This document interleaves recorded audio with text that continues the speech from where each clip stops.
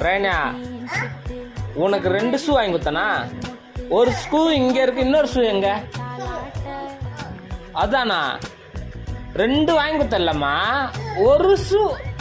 ஏமா ஏமா ஒரு ஷூ இருக்குமா, இன்னொரு ஷூமா? இன்னொரு ஷூ எங்க? திரும்ப போய் சொல்ற பத்தியா? சரி 2 வாங்கி கொடுத்தல்ல,